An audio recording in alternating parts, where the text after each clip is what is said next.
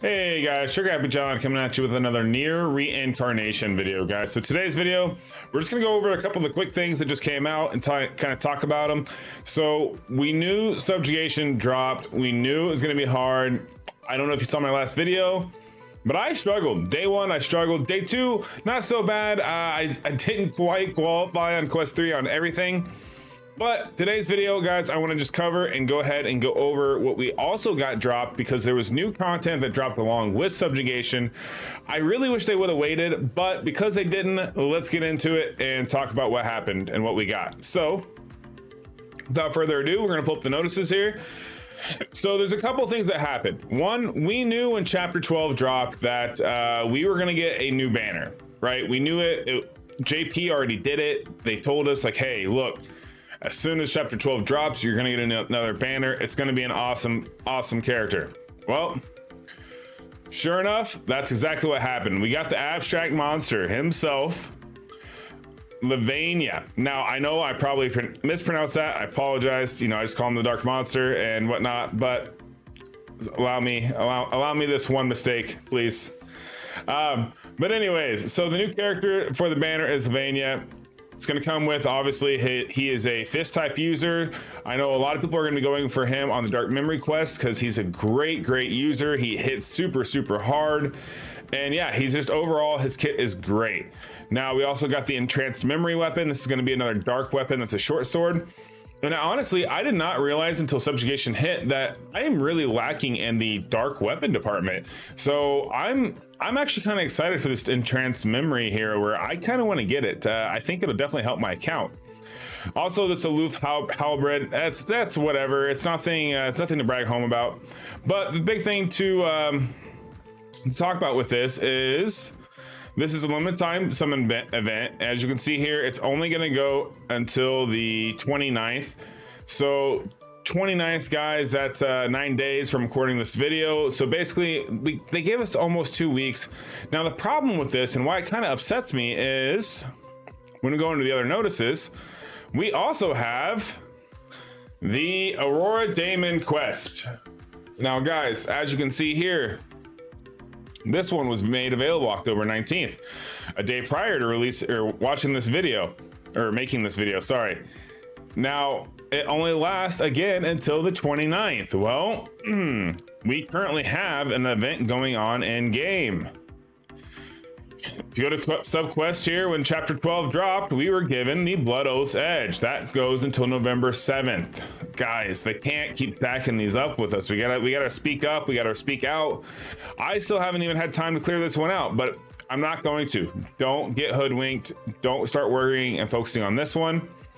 You need to be doing everything you can to go ahead and finish these other ones, which is going to be this Daemon one, and you want to go ahead and get your summons in as well, because Levania is going to be gone soon. So don't worry so much about these banners here, unless you desperately need the weapons, because yes, you only have 5 more days to get these elemental ones. But when you come down here to the Drakengard 3 banner, we still have until the 7th to get and pull on this banner. I'm done pulling on this banner. I pitied 0 and I was done. I had the worst luck ever on this banner. With that being said, as soon as I hit the 3,000 mark, I'm going to be pulling for him. Now, there is a paid banner, guys. This one's going to be the best option if you have the paid gems. If you get a 4-star, you're going to either get the character or the weapon, and we're going to go ahead and cover that right now, because I believe it was in this topic, right? Or sorry, it was in the paid banner. So if you look here, the paid banner abstract monster summon is available as of October 19th. This summon and this summon, all 4 stars with characters that appear are guaranteed to be featured weapons. The shard abstract monster exchange is also available. So what this means is, literally, 1, when you summon, it goes towards your pity. For 2, if you pull a 4-star and it's a character, it's guaranteed to be the abstract monster. So these are definitely the best way to get this character if that's what you're looking for. So keep that in mind. Now, you may be wondering, do you want to get this character? Well, let's go look at his kit. Let's let you decide what's going on with him. His base attack isn't bad. His base HP is pretty decent. His ultimate here is a level C gauge, so it's going to feel quick. 90 damage to a single enemy 5 times, so that's 450% damage. Also has a 75% chance to inflict blind for 3 turns. Blind is super powerful. You can use blind on a lot of the bosses, especially for your dungeons, your PvE content. It's super helpful, and it's gonna make a big difference. The fact that it does 450% damage plus a 75% chance to inflict blind for 3 turns, that's amazing. That's really good ability. Now his passives, they're okay. I hate these caged ones. They really upset me because I don't want to run my characters at that low of a health, right? So as you can see here, damage up by 40% when HP is below 60%. That's a huge damage increase if you can sustain them. Plus you just get a vigor, which is your attack up 20%. Great kit. He's going to be a huge success, especially because he's another fist user. As of right now, really the only one you're using is Theo. So now this gives you a second fist user, and we've gotten a lot of free fist weapons. So you definitely should be able to equip him. Now, looking at his weapon that comes with it. Now, his weapon, the first ability, 26 seconds on the cooldown. That's kind of long. But once again, look at the damage it does. Deal 90% damage to one enemy 5 times. Damage increased by 40% when HP is below 50%. So it's again, if his HP drops a certain amount, he's going to do a massive amount of damage. Think of this kind of like as a last stand type situation. He's going to do more damage. But the fact that this is 90% 5 times, that's massive. That's 450% damage again. Same as this ultimate now. But this is on a weapon skill, so anyone who has this equipped can use it. I know it's 26 seconds, which is a very long time, but with enough cooldown reduction memoirs, and even if you just have the passive dark weapons with the haste and cooldown reduction, it's gonna help you really proc this and do a crap load of damage with this ability. Moving on to the second ability, notice here that this one's a lot quicker. They weren't dumb in what they were thinking here. This is a 15-second one. Deal 45% damage to one enemy 4 times and increase all allies' defense by 7%. A defense increase to your whole team, that's always good. But the fact that this is a 45% damage to one enemy 4 times and a 15-second cooldown, that's really good. I mean, you're talking that's a, what is that? 180% damage, and you're gonna proc this. Then eventually you're gonna proc this one, you know, what is that, 8 seconds later? No. 11 seconds later, you'll proc this, and then when this is done, you're basically gonna proc the other one. So you're gonna go boom, and proc off a lot of attack off of him. So, this also has the gauged vigor, which is also gonna synergize, so that's 20% plus the other 20%. It's potential of 40% extra damage, and these don't get factored in with your stats on your character. These are kind of bonus, something to think of, that you won't be able to calculate the max ability just by looking at your character stats. Always keep that in mind when you're building a team, when you're using equipment. Not all stats are going to be shown on the stat sheet. Also has vigor, which is great, so that, you know, overall together it's 30% vigor, or 30% attack up with vigor, plus another, oh sorry, this is 40%, and this is 20, so that's 60% if he's lower than 60% HP, so, which is just a massive amount of damage. I really like this kit. I like the weapon. Moving on, we have the Entranced Memory. Now this weapon is, it's a good dark weapon overall. There's not a whole lot of them out there. It's pretty decent. 65% damage to a single enemy 5 times. That's over 300% damage and has a 75% chance to inflict blind for 3 turns. We just talked about how important blind is, guys. The fact that this is a 20-second cooldown and 300% damage, over 300% damage, really it's 325% damage, is amazing. It's a very good high attack, hard hitting weapon. Next you have Entranced Render. Now this is deal 45% damage to one enemy 4 times and reduce their defense by 10% for 10 seconds. Anytime you have a defensive down or attack down ability, that's automatically a win no matter what. The fact that it's a 20-second one, you get the defensive down, plus you're gonna have a 4-hitter at the 45%, that's 180% damage. That's really good, especially for a weapon. So these 2 skills alone are synergized amazingly, and they're both 20-second cooldowns, so you're gonna proc them both right after each other, which makes synergizing with combos a lot better because you're gonna proc one, you're gonna proc the other, and then you're just gonna do back to back, right? So that's really, really good. It definitely helps out a lot of people, especially if you manual. It'll be easy because it'll proc both at the same time, pop them back and forth. Just got to remember to prioritize the defense down one first, and then do the main one so that we do the most damage, because the defensive down is going to increase the damage done. Also, it has caged vigor, which seems to be something they're kind of working towards. I could understand that, especially in subjugation battle. I did notice my HP ran a little low, especially at the end of the fight. So those type of weapons could be really, really good for the subjugation battle, because you're already going to have lower than normal HP, so you're going to do a lot more damage. Also, we got vigor, which isn't bad. I like vigor. It's a solid stat. The last one is the Aloof Halberd. This is just a 3-star spear that you can upgrade to 4-star. We'll look at it just for for gigs here. Deal 70% damage to one enemy 4 times. That's not too bad for a 3-star weapon. And once again, we're doing the HP below 50% with the attack up. Now, this is a really bad cooldown at 26 seconds for the amount of damage you're gonna do, but they usually pair that with a very quick cooldown, which, as you can see here, deal 40% damage to one enemy 3 times and increase your defense by 8%. I think we've already seen that almost exact ability, right? So not too bad. It's going to have vigor, and it's going to have the caged vigor as well, which is just going to synergize very well with the extra damage here for when your HP is low. So it's not bad. It's definitely not bad. I highly recommend pulling on this banner, even getting maybe a few paid gems so you can pull on this banner. I more than likely will buy a few gems just to try to pull a couple of times, try to get the character, and then I have plenty of advanced handbooks that I can max them out if I wanted to, but I've been trying to save those for my EX characters. Now, we've covered the characters. Now let's get into the Aurora Daemon here. So let's just talk a couple minutes real quick. So this is going to be your ticket summons, right? These are the better events in my opinion, because you're able to just pull grind. You're going to get a crap ton of crappy memoirs. You're going to be able to sell, so it's a gold farm. Then you can go in, you summon a bunch of stuff, which gives you a lot more materials for upgrading. So I prefer these events over any of the other events. I like these better because I feel like you get more out of them than you do like the Blood Oath and whatnot. So I do like these ones. Like I said, this doesn't last for very long. It's only gonna last until the 29th. So as of right now recording this, we got 9 more days to complete this. It does take a little while to max it out. What I do like here is that the memoir set this time is crit rate. Now, guys, I said originally when I made my announcement, when I saw that this was coming, these aren't end game memoirs that you're farming, okay? These aren't great. These are just a backup memoir.